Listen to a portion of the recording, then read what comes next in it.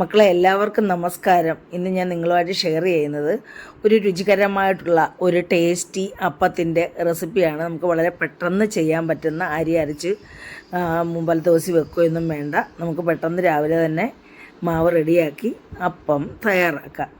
മക്കളെ, അതിനായിട്ട് കണ്ടില്ലേ, ഞാൻ എടുത്തിരിക്കുന്ന അരിപ്പൊടിയാണ്, നമ്മുടെ വീട്ടിൽ വറുത്ത് പൊടിച്ച അരിപ്പൊടിയാണ്.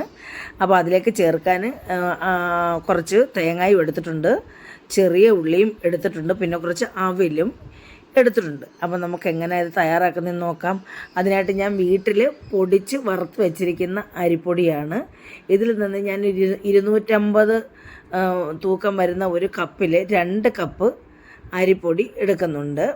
പിന്നെ അരിപ്പൊടിയിലേക്ക് നമ്മൾ ചേർക്കാനായിട്ട് നമ്മൾ അതേ അളവിൽ തന്നെ 1 കപ്പ് അവലും എടുക്കുന്നുണ്ട്. ഈ ഒരു അവൽ നമ്മൾ 1 കപ്പ് എടുക്കുന്നുണ്ട്. അപ്പോൾ അവൽ നമ്മൾ ഈ സമയത്ത് കുതിർത്ത് വെള്ളം ഒഴിച്ച്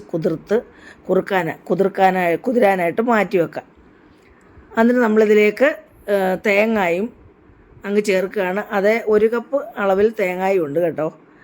അപ്പോൾ തേങ്ങയും ചേർത്ത് നമ്മൾ ഒരേ അനുപാതത്തിലാണ് 2 കപ്പ് അരിപ്പൊടി, 1 കപ്പ് അവൽ, പിന്നെ 1 കപ്പ് തേങ്ങ. അപ്പോൾ ഇത്രയാണ് നമ്മൾ ചേർക്കുന്നത്. തേങ്ങ അങ്ങ് ചേർത്തു. നമ്മളിനി ഇതിലേക്ക് ഒരു 5-8 അല്ലി ചെറിയ ഉള്ളി എടുത്തിട്ടുണ്ട്. സവാള വേണമെങ്കിലും എടുക്കാം, ഞാനിവിടെ ചെറിയ ഉള്ളിയാണ് എടുത്തത്. ഇത് നമുക്ക് അരിഞ്ഞങ്ങ് ചേർക്കാം. നമ്മുടെ ഈ കൂട്ടിനകത്തോട്ട് ഇത് ചേർക്കുന്ന ഒരു മണവും ഒരു രുചിയും ഒരു സോഫ്റ്റും ഒക്കെ കിട്ടാൻ വേണ്ടിയാണ് കേട്ടോ ഉള്ളി ചേർക്കുന്നത്. ഇങ്ങനെ ചെയ്ത് നോക്കണം എല്ലാവരും. ചെയ്തെങ്കിൽ മാത്രമേ നമുക്കിത് മനസ്സിലാവുള്ളൂ, ഇത് എങ്ങനെയാണെന്നുള്ളത്, ഇതിൻ്റെ ടേസ്റ്റ് നമുക്ക് മനസ്സിലാവുകയുള്ളൂ. അപ്പം ഇതും എല്ലാം അരിഞ്ഞ് കൂട്ടി ചേർത്തിട്ട് നമ്മൾ ഇതിലേക്ക് നമ്മുടെ അവലും കൂടെ ചേർക്കുകയാണ്. അവലും കൂടെ ചേർത്തിട്ട് അവലും ചേർത്ത് നമ്മളിതിനകത്ത് ആവശ്യത്തിന് നമ്മൾ വെള്ളം ഒഴിക്കും. ഉപ്പ് 1 ടീസ്പൂൺ ഉപ്പ് ചേർത്തിട്ടുണ്ട്. കയ്യുപ്പാണ്, ഞാൻ കൈ കണക്കാണ്, സാധാരണ എല്ലാവർക്കും അങ്ങനെ ആണല്ലോ. പിന്നെ ആവശ്യത്തിന് വെള്ളം നമ്മൾ കുറേശ്ശെ വെള്ളം ചേർത്ത്, നമ്മൾ പെട്ടെന്ന് ഡയറക്റ്റ് മൊത്തത്തിൽ വെള്ളം ഒഴിച്ചാൽ ഇത് ലൂസായി വരത്തില്ല അരിപ്പൊടി.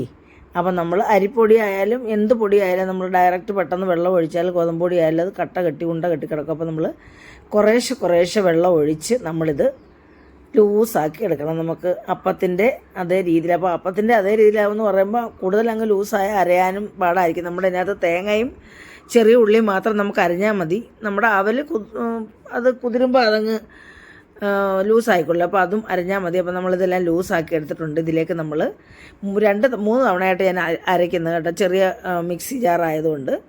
അങ്ങനെ നമ്മൾ 3 തവണയായിട്ട് അരയ്ക്കാൻ വേണ്ടി 1 തവണ അരയ്ക്കാനായിട്ട് ഞാൻ കുറച്ചിങ്ങ് എടുക്കുകയാണ്. ഞാൻ പറഞ്ഞില്ല, നമുക്ക് ചെറിയ ഉള്ളിയും തേങ്ങയും അരഞ്ഞാൽ മതി. നമ്മുടെ അരിപ്പൊടിയാണല്ലോ, അപ്പോൾ പിന്നെ അത് അരയേണ്ട കാര്യമില്ലല്ലോ. അപ്പോൾ നമ്മളിത് അരച്ചെടുത്തുകൊണ്ട് വരാം. അപ്പോൾ അരച്ചെടുത്തുകൊണ്ട് വന്നിട്ടുണ്ട്. നമ്മളിനിയും 2 ട്രിപ്പായിട്ടിട്ട് ബാക്കിയുള്ള മാവും കൂടെ നമ്മളങ്ങ് അരയ്ക്കുന്നുണ്ട്. ഇതേ ലൂസിൽ ആണ് നമ്മൾ അരച്ചെടുക്കണം. നമ്മൾ ദോശമാവിനേക്കാളും ഇച്ചിരി ലൂസാക്കി വേണം അരച്ചെടുക്കാൻ. അപ്പോൾ നമ്മൾ ഈ 2 ട്രിപ്പായിട്ടും അരച്ച് മാവ് റെഡിയാക്കി കൊണ്ടുവന്നിട്ടുണ്ട്. നമുക്കിനി ഇത് മാറ്റി വെക്കാം. 2 മണിക്കൂറോ 1 മണിക്കൂറോ മാറ്റി വെക്കാം. അതിനകത്ത് ഞാൻ ഈസ്റ്റോ സോഡാപ്പൊടിയോ ഒന്നും ചേർക്കുന്നില്ല. നമുക്ക് വേണേൽ ചേർക്കാം കേട്ടോ, കാരണം ഒരു സോഫ്റ്റ് കിട്ടാൻ വേണ്ടി നമുക്ക് ചേർക്കാം. നമ്മളങ്ങനെ സോഡാപ്പൊടി ഈസ്റ്റോ അങ്ങനെ നമ്മൾ ചേർക്കാറില്ല. അപ്പോൾ ഇത് ഞാനിപ്പോൾ ഒരു 2 മണിക്കൂറാണ് ഇത് മാറ്റി വെക്കുന്നത്.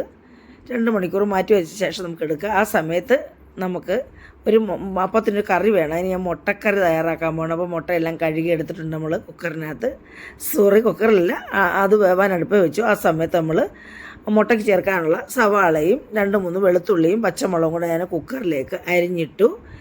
ഇത് ഉപ്പ് മഞ്ഞൾപ്പൊടി ഇട്ട് നമ്മളിതങ്ങ് വേവിക്കാൻ വെക്കും.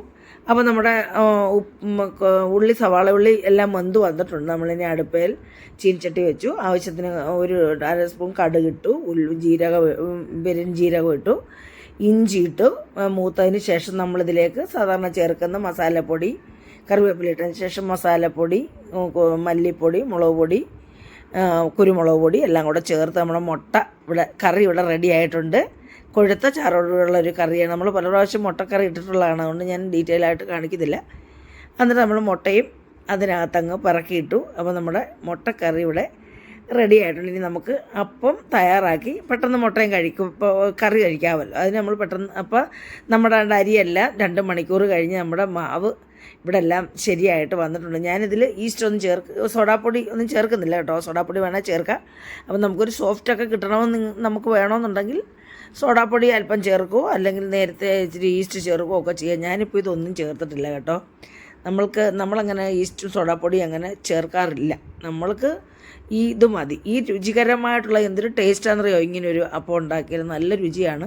നമ്മൾ ആവശ്യം ഇഷ്ടം പോലെ കഴിക്കും. കഴിക്കാത്തവരും ഒക്കെ ഇത് ആസ്വദിച്ച് കഴിക്കും. അതേ രീതിയിൽ നല്ല ടേസ്റ്റുള്ള ഒരു അപ്പമാണ്. ഇത് ഏത് രീതി വേണമെങ്കിലും നമുക്ക് പരത്താൻ. കനം കുറച്ച് അങ്ങ് നൈസായിട്ട് നീർദോശ ഉണ്ടാക്കുന്ന പോലെയൊക്കെ ഉണ്ടാക്കാം. അല്ലാതെയും ഇത് ഉണ്ടാക്കാം. നീർദോശ എന്നൊക്കെ നമ്മുടെ ഈ നാട്ടിലൊന്നും ആരും അങ്ങനെ ഉണ്ടാക്കാറില്ല. അപ്പം നമ്മളിനി ഇത് കൽച്ചട്ടിയാണേ അടുപ്പേ വെച്ച് ഞാൻ നല്ലെണ്ണയാണ് ഒഴിച്ചു കൊടുക്കുന്നത്. അല്ലെങ്കിൽ നമ്മുടെ കല്ല് ചിലപ്പോൾ കടിച്ച് പിടിക്കും ഇത്. അതുകൊണ്ട് ഞാൻ നല്ലെണ്ണ ഒഴിച്ചു കൊടുത്തു. നമ്മൾ ടിഷ്യൂ പേപ്പർ ഇട്ട് ഇങ്ങനെ തുടച്ച് അതിനകത്തെല്ലാം സ്പ്രെഡ് ചെയ്യിച്ച് കല്ലിലെല്ലാം ആക്കിയിട്ട് നമ്മൾ മാവ് ഒഴിച്ചു കൊടുത്ത്, ഞാൻ പറഞ്ഞില്ല നമുക്ക് കനം കുറച്ച് വേണമെങ്കിൽ ഒഴിച്ചെടുക്കാം.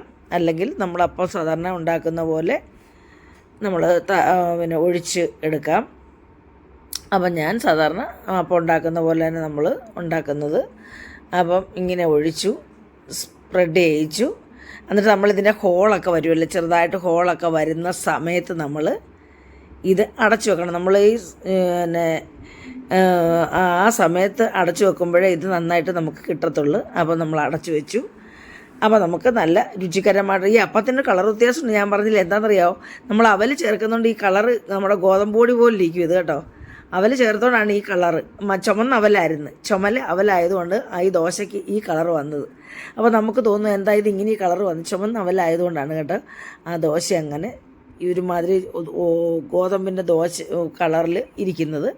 അപ്പോൾ നമ്മൾ ഇതേ രീതിയിൽ ഇങ്ങനെ ചട്ടിക്കകത്ത് നമ്മൾ എണ്ണ തൂത്ത് തുടച്ച് ഇങ്ങനെ ഇതേ രീതിയിൽ ഒഴിച്ച് ഹോളൊക്കെ വന്നൊരുമാതിരി മൂത്ത് കഴിയുമ്പോൾ നമ്മൾ അടച്ചു വെക്കും. അല്ലെങ്കിൽ നമ്മൾ തിരിച്ചും പിരിച്ചും വിടേണ്ടി വരും, ദോശ ചുടുന്ന പോലെ. അപ്പോൾ ഇതേ രീതിയിൽ തന്നെ നമ്മൾ ഒഴിച്ച് വെച്ചിട്ട് നമ്മൾ അടച്ചു വെച്ച് വേവിച്ച് ഇളക്കിയെടുക്കുക ചെയ്തത്. കണ്ടില്ലേ, നല്ല രുചിയാണ്. ഉണ്ടാക്കി നോക്കണം കേട്ടോ. എങ്കിൽ മാത്രമേ ഇതിൻ്റെ രുചി നമുക്ക് ആസ്വദിക്കാൻ പറ്റുകയുള്ളൂ. അപ്പോൾ അത്രയ്ക്ക് രുചിയുള്ള പെട്ടെന്ന് നമുക്ക് തയ്യാറാക്കാൻ പറ്റുന്നൊരു ദോശയാണല്ലോ. നമ്മൾ അരിയൊന്നും വെള്ളത്തിലിട്ടില്ലെങ്കിൽ നമുക്ക് രാവിലെ എണ്ണീച്ച് ഇതേ രീതിയിലൊരു ദോശ ഉണ്ടാക്കി കഴിക്കുക. അപ്പോൾ എല്ലാ ദോശയും ഇതേ രീതിയിൽ 10-15 ദോശ ഉണ്ടായിരുന്നു എല്ലാം ഉണ്ടാക്കിയെടുത്ത്. പക്ഷേ ഉണ്ടാക്കി വെച്ചത് മൊത്തം നമുക്ക് കാണിക്കാം, ആ വീഡിയോ അങ്ങ് മിസ്സായിപ്പോയി. ഈ സമയത്ത് നമുക്കിനി കഴിക്കാം. ഞാൻ കഴിക്കാനായിട്ട് എടുത്തു.